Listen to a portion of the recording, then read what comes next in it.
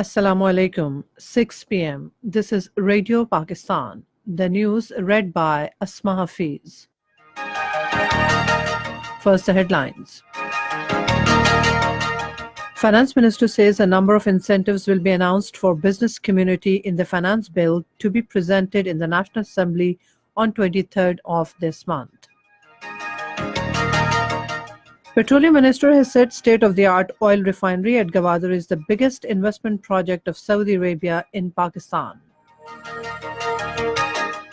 Minister for Human Rights has said the government is committed to improve human rights situation in the country. Pakistan's permanent envoy to the United Nations says General Assembly President will pay a 5-day visit to Pakistan from 18th of this month. Chairman Hurriyat Forum says people of Kashmir would not allow India to change the demographic composition of occupied Jammu and Kashmir. Reports of intermittent rains and snowfall over the hills have been received from upper parts of the country. And now the news in detail. Finance Minister Asad Umar has said that a number of incentives will be announced for business community in the finance bill to be presented in National Assembly on 23rd of this month to improve national economy and enhance trade activities. Talking to business community at Karachi Chamber of Commerce and Industry today, he said budget anomalies will be overcome in the finance bill. Asad Umar said the government is striving to create conducive environment for encouraging ease of doing business and attracting foreign investment to uplift the economy. He said economy is a core component of our foreign policy and we are committed to promote trade and investment in the best interest of the country. The finance minister said Pakistan is desirous of cordial relations with all countries of the region, including India, and there is need to resolve all the issues between the two countries through dialogue. He said Pakistan also wants to increase trade ties with India in the best interest of both countries. Spokesperson of Finance Ministry Dr. Hakan Mujib has urged the overseas Pakistanis to send more remittances to strengthen economy of the country. In a tweet, Dr. Hakan Mujib said 10% increase was recorded in the first 6 months of the incumbent government. Minister for Information and Broadcasting Chaudhry Fawad Hussain says Prime Minister Imran Khan stood against a corrupt mafia and defeated it. Addressing a ceremony in Jhelum today, he said corrupt practices and looting of national exchequer in the past have deprived the country of basic facilities of health and education. The minister said 2018 was the year of political change and 2019 is going to be the year of economic stability. Chaudhry Fawad Hussain said under the leadership of Imran Khan, foundations of a corruption-free Pakistan has been laid and are now heading towards economic prosperity. A Saudi delegation headed by Saudi Minister for Energy, Industry and Minerals Khalid Abdul Aziz Dr. Al Faleh arrived in Gwadar today to inspect the land allocated for a proposed oil refinery. On his arrival in Gwadar, Minister for Petroleum Ghulam Sarwar Khan welcomed him. Speaking on the occasion, Ghulam Sarwar Khan said Pakistan and Saudi Arabia have distinctive relationship. He said the state-of-the-art oil refinery is the biggest investment project of Saudi Arabia in Pakistan. He added that during the upcoming visit of Saudi Crown Prince to Pakistan next month, a memorandum of understanding about the oil refinery will also be signed. Minister for Human Rights Dr. Shiri Mazari has said that the government is committed to improve human rights situation in the country.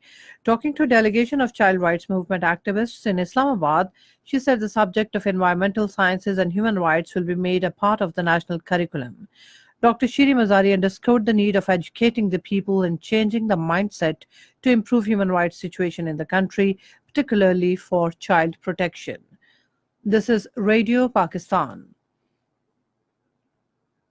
Pakistan's permanent envoy to the United Nations, Maliha Lodi, says Pakistani leadership is looking forward to have wide-ranging discussions with UN General Assembly President Madam Maria Fernanda Espinosa on global and regional issues during her upcoming visit to Islamabad.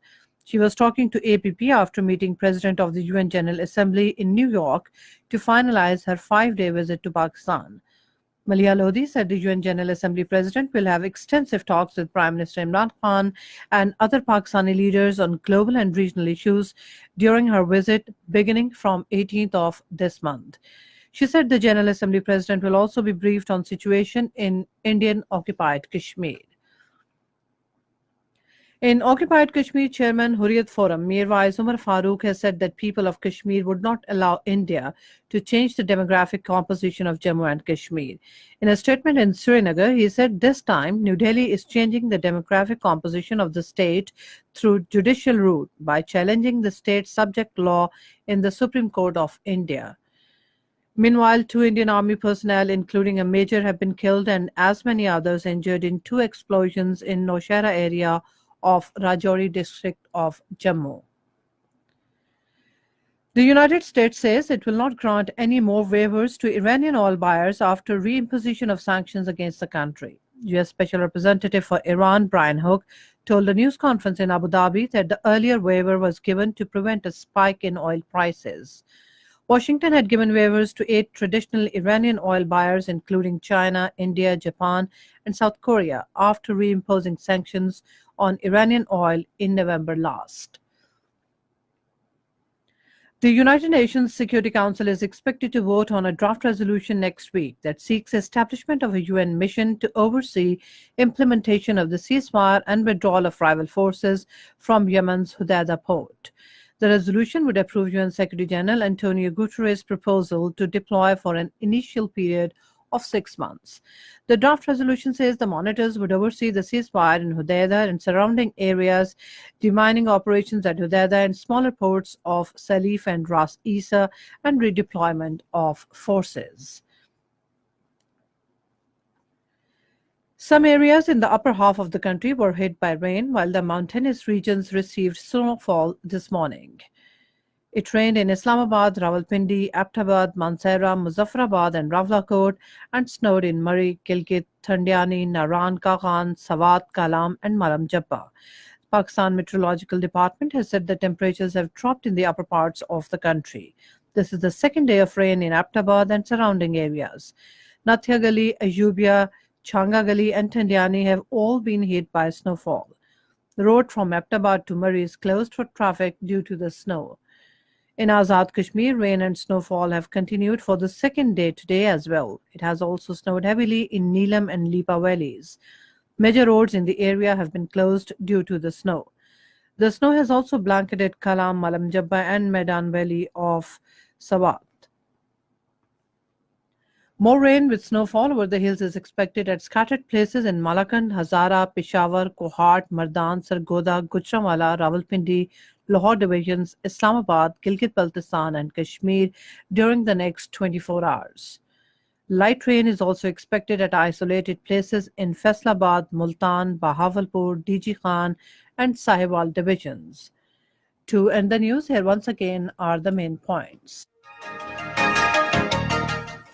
Finance Minister says a number of incentives will be announced for business community in the finance bill to be presented in the National Assembly on 23rd of this month.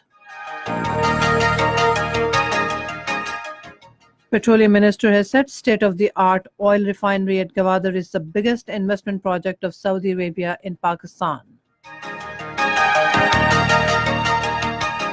Minister for Human Rights has said the government is committed to improve human rights situation in the country. Pakistan's permanent envoy to the United Nations says General Assembly President will pay a 5-day visit to Pakistan from 18th of this month. Chairman Hurriyat Forum says people of Kashmir would not allow India to change the demographic composition of occupied Jammu and Kashmir.